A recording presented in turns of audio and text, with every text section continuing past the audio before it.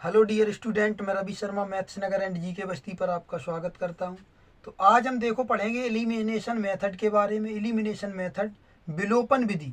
विलोपन विधि क्या होती है? तो इस विधि में सबसे पहले आपको दो समीकरण युग्म दिया जाएगा, दो समीकरण दिए जाएंगे। इन समीकरण युग्म की मदद से आपको एक्स व वाई के मान निकालने हैं। जैसे दो वेरिएबल में, दो चर में अगर कोई समीकरण है, एक्स या वाई में है या किसी और में है, एस या टी में है, तो ऐसे अदर वेरिएबल के साथ में जब भी आपको दिया जाएगा तो उन दोनों के मान निकालेंगे। इस विधि के द्वारा दोनों के मान निकालेंगे। तो इस विधि को देखते हैं किस तरीके से करते हैं। तो ये सवाल हमने लिया है इस तरीके से, x प्लस वाई बराबर 15, एक्स माइनस वाई बराबर 13। तो इसमें देखो, सबसे कॉमन बात और सबसे बेसिक बात ये है, आपको ये सबसे पहले जानना होगा कि आपको समान चिन्ह अगर हैं, एक्स का या वाई का समान चिन्ह है, माइनस माइनस है, तो घटाने पर कटेगा। और कब कटेगा घटाने पर? जब उसके गुणांक भी बराबर होंगे। जैसे मैं कह रहा हूं, यहाँ पे x का गुणांक 1 है, यहाँ पे भी x का गुणांक 1 है, तो अगर घटाएंगे तो x कट जाएगा। और असमान चिन्ह की कंडीशन में क्या होता है? जैसे एक प्लस है दूसरा माइनस है, एक माइनस है दूसरा प्लस है, उस कंडीशन में जोड़ने पर कटते हैं, जोड़ने पर ही कटेंगे। देखो ध्यान से, तो यहाँ बाई का गुणांक 1 है, बाई का गुणांक 1 है, तो गुणांक सबसे पहले कंडीशन यही कि गुणांक समान होना चाहिए। जिसको काट रहे हैं, जिसको एलिमिनेट कर रहे हैं, जिसको विलोपन कर रहे हैं, उसका गुणांक बराबर होना चाहिए, पहली बात। उसके बाद में यहाँ पे गुणांक 1, यहाँ पे भी गुणांक 1, तो इसका चिन्ह प्लस, इसका माइनस, तो ये जोड़ने पे कटेगा। तो सबसे पहले ना एक चीज को एलिमिनेट कर देते हैं समीकरण युग्म में से।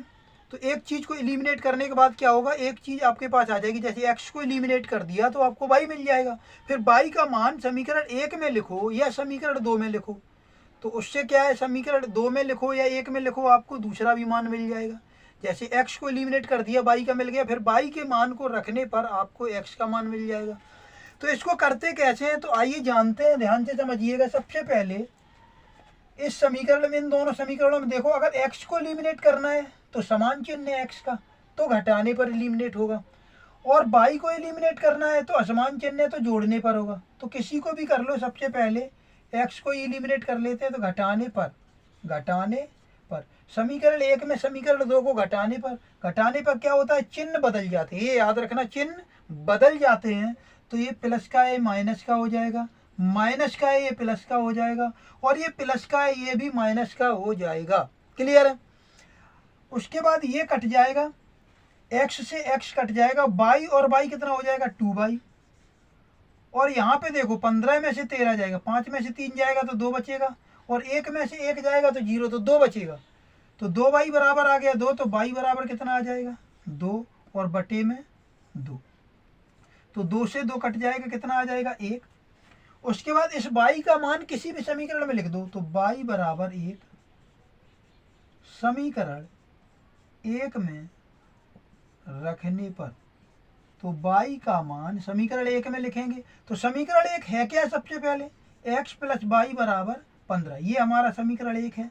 इस समीकरण में केवल y की जगह पे मुझे 1 लिखना है, y की जगह पे क्या लिखना है, 1 लिखना है। तो x प्लस y की जगह पे लिखो 1, बराबर में आ जाएगा 15।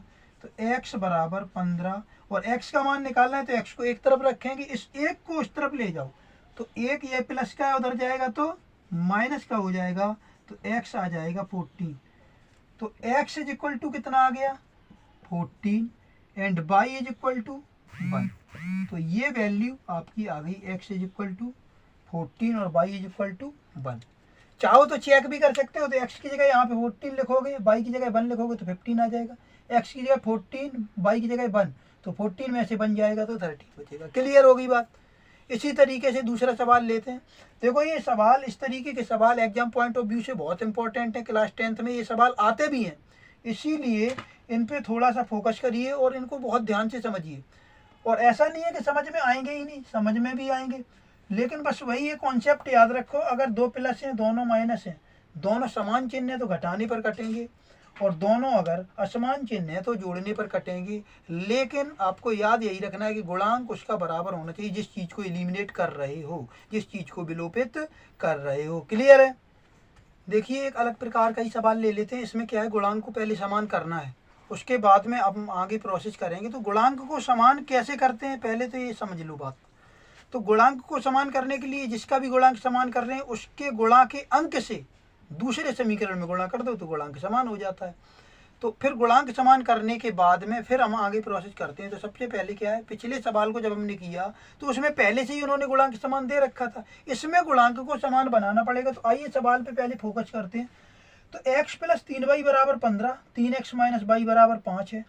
तो देखो अगर ध्यान से, तो यहाँ x का गुणांक 1 है और यहाँ x का गुणांक 3 है। अगर x का गुणांक सेम करना है तो समीकरण 1 में 3 से गुणा कर दो। तो 3 से जैसे ही गुणा करोगे तो ये 3x हो जाएगा, ये 9y और ये 15 3 45, तो ये 3x बराबर हो जाएगा। और अगर y सेम करना है तो यहाँ y का गुणांक 3 है तो यहाँ भी y का गुणांक 3 होना चाहिए। तो समीकरण 2 में 3 से गुणा कर दो। क्लियर है बात? देखो मैं क्या कह रहा हूँ उस बात को ध्यान से समझो। मैं ये कह रहा हूँ कि यहाँ पे समीकरण x में 1 है, यहाँ पे क्या है 1 है, इसका गुणांक 1 है और यहाँ पे गुणांक 3 है। तो ये गुणांक समान कब होगा, जब यहाँ भी 3 आ जाए, यहाँ पे 3 आ जाए। तो यहाँ 3 कैसे आएगा, तो समीकरण 1 में 3 से गुणा करने पर, तो समीकरण 1 में 3 से जब गुणा करोगे तो गुणांक समान हो जाएगा। तो सबसे पहला काम यही करना है कि गुणांक का अंक, जिसको गुणांक कहते हैं कोफिशिएंट, उसको बराबर करना है। क्लियर? देखो इसमें क्या करेंगे, 3 से गुणा करेंगे तो ये हो जाएगा 3x प्लस, पूरे समीकरण में ही 3 से गुणा करेंगे। तो इसमें 3 से किया, अब इसमें 3 तिया 9y और इसमें 3 से गुणा करेंगे तो 15 तिया 45। ये समीकरण डाल देते हैं 3। अब गुणांक बराबर हो गया इसके समीकरण 2 के गुणांक के। समीकरण 2 के x में जितने भी गुणा में अंक था गुणांक, उसके बराबर हो गया हमारा 3। तो इस समीकरण 2 को इसके नीचे लिखेंगे 3x माइनस y बराबर 5। अब देखो ये पहले जैसा बन गया। अब इसमें गुणा में अंक समान है। तो हमने बताया था अब इसका गुणांक, x का गुणांक और x का गुणांक समान है, उस कंडीशन में ये देखेंगे कि ये दोनों चिन्ह समान है क्या। तो दोनों चिन्ह समान है और प्लस है, यहाँ भी प्लस यहाँ भी प्लस, तो घटाने पर कटेगा। कब कटेगा, घटाने पर। तो घटाने पर एलिमिनेट होगा, तो इसको घटाओ। समीकरण 3 में समीकरण 2 घटाने पर, तो घटाएंगे तो देखो ये प्लस का है माइनस का, घटाने पे चिन्ह बदल जाता है, ये प्लस का ये माइनस का, ये माइनस का ये हो जाएगा प्लस का। उसके बाद देखो ये प्लस का है तो ये माइनस का हो जाए। अब इस वाले चिन्ह से कोई मतलब नहीं, हमें यहाँ पे जो ऊपर लगा था, ये जो नीचे चिन्ह आया ये वाला चिन्ह, अब हम इस पर फोकस करेंगे। क्लियर है? तो 3x से 3x यहाँ कट जाएगा, 9y और 9y ये प्लस का y हो गया। अब तो 9y और y कितना हो जाएगा, 10y बराबर, यहाँ 45 है और यहाँ 5 है, माइनस का 5 माइनस 5, तो 45 माइनस 5 40। तो y बराबर 40 और ये बटे में 10 आ जाएगा, यहाँ गुणा में तो बटे में 10 आ जाएगा, 10 चौको 40। तो y का जो मान आया किसी भी समीकरण में आप लिख सकते हो, 1 में 2 में या 3 किसी में भी। तो समीकरण 1 में ही लिख देते हैं, देखो ध्यान से, चाहे समीकरण 1 में लिख दो या समीकरण 2 में लिख दो। तो समीकरण 1 में y बराबर कितना, 4 रखने पर, 4 रखने पर जो वैल्यू आया करेगी ना, उसको किसी न किसी समीकरण में पुट कर दो तो दूसरी वैल्यू आ जाएगी। तो y की आ गई, अब x की आ जाएगी। तो putting the value y is equal to 4 in equation first, तो y की वैल्यू लिखो।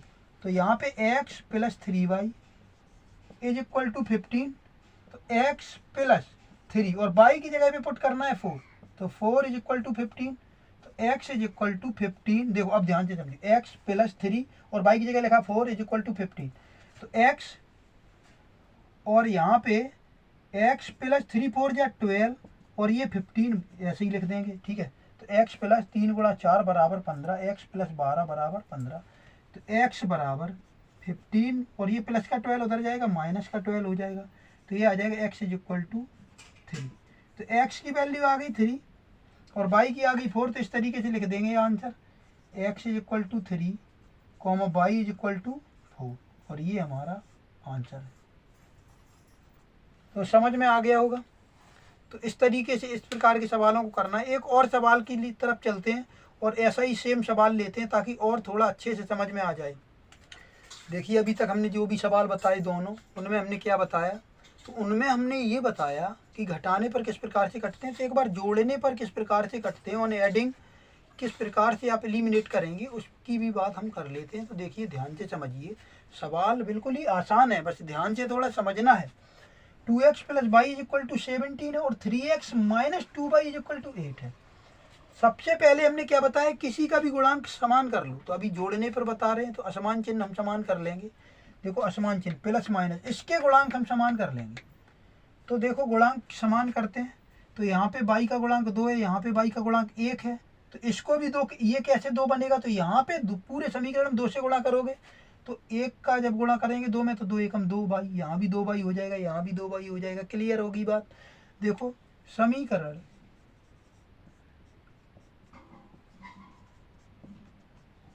एक में 2 से गुणा करने पर, तो समीकरण एक में 2 से गुणा करोगे तो समीकरण एक क्या है, इसमें 2 से गुणा करो तो 2 दूनी 4x प्लस 2 एकम 2y, यहाँ कुछ नहीं है तो 1 माना जाता है, तो 1 गुणा 2 करोगे 2y बराबर 17 दूनी 34। तो पूरे ही समीकरण में 2 से गुणा करेंगे। क्लियर होगी बात। इस समीकरण में 2 से पूरे में गुणा कर दिया। अब ये बन गया समीकरण नंबर 3 और इसी के नीचे लिख लेंगे ये वाला समीकरण 3x माइनस 2y और बराबर में 8। अब हमने क्या बताया था, तो हमने ये बताया था कि जब भी इस तरीके का आ जाएगा फॉर्मेट, जब हम गुणांक समान कर लेंगे तो असमान चिन्ह जो हैं वो प्लस माइनस है, इनके हमने गुणांक समान कर लिए। तो अब ये जोड़ने पर कटेंगे। अगर एक प्लस दूसरा माइनस है, एक माइनस दूसरा प्लस है, तो जोड़ने पर ही कटते हैं। तो जोड़ने पर कटते हैं, तो जोड़ो। तो जोड़ने पर देखो समीकरण 3 में समीकरण 2 जोड़ने पर, तो जोड़ोगे जब, तो ध्यान से समझो। अब यहाँ पे देखो जोड़ने पर देखो चिन्ह नहीं बदलते, घटाने पर क्या करते थे, चिन्ह बदल दिया करते थे। जोड़ने पर ये 2y से 2y कट जाएगा, 4 और 3 7x इज इक्वल टू 34 में से, और ये 8 माइनस करो तो 14 में से 8 जाएगा, कितना बचेगा, सॉरी इसको जोड़ना है, 4 और 8 12 और 3 1 4, ये आ जाएगा। जोड़ोगे तो इतना आ जाएगा। तो x इज इक्वल टू निकालोगे तो 42, और ये 7 गुणा में 7 भाग में आ जाएगा। जो भाग में होता है वो गुणा में आ जाता है, जो गुणा में होता है वो भाग में आ जाता है। तो ये गुणा में 7 है यहाँ पे, तो ये गुणा में ये भाग में आ जाएगा, 7 6 42। तो x की वैल्यू 6 आ गई। इसको किसी भी समीकरण में लिख दो। तो ये इसको हम लिख देते हैं समीकरण 2 में, किसी भी समीकरण में आप लिख सकते हो। तो समीकरण 2 में x बराबर 6 रखने पर, तो समीकरण 2 में x बराबर 6 लिखो। तो ध्यान से देखो समीकरण 2 ये है, तो 3x की जगह लिख दो 6 माइनस 2y और बराबर में क्या है 8। x की जगह केवल हमने 6 लिखा समीकरण 2 में। समीकरण 2 में x की जगह केवल 6, 3 गुणा 6 माइनस 2y बराबर 8, तो 6 18 माइनस ये 2y और बराबर में क्या है 8। इस 8 को इधर ले आओ तो 18 माइनस 8, और इस 2y को उधर ले जाओ तो प्लस का 2y हो जाएगा। 18 इधर ही रखा, इस 8 को इधर लाए तो माइनस का हो गया, और इस माइनस के 2y को उधर ले गए तो प्लस की हो गई। अब 18 में से 8 जाएगा तो बचेगा 10, बराबर में क्या बचेगा 2y। 18 में से 8 जाएगा 10 बराबर 2y। तो y के गुणा में है 2, तो y के गुणा में अगर 2 है तो ये भाग में आ जाएगा, तो 10 और ये 2 गुणा में ये भाग में आ जाएगा, 2 पंचे 10। तो y की वैल्यू आ जाएगी 5। तो x की वैल्यू आ जाएगी, value of x is equal to 6 and value of y is equal to 5। तो यहाँ पे इस तरीके से आंसर लिखना है, x is equal to 6 and y is equal to 5, और इसको ऐसे बंद कर देना है बॉक्स में।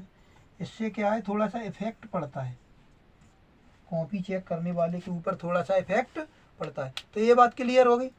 तो इसी उम्मीद है अभी तक जितने भी सवाल बताए, 3 सवाल बताए, तीनों के तीनों समझ में आए होंगे। जहाँ भी समझ में नहीं आए तो उस पॉइंट पे वीडियो को बैक करके देखिए। फिर भी समझ में नहीं आता है तो कमेंट बॉक्स में जाकर के ज़रूर पूछिएगा। और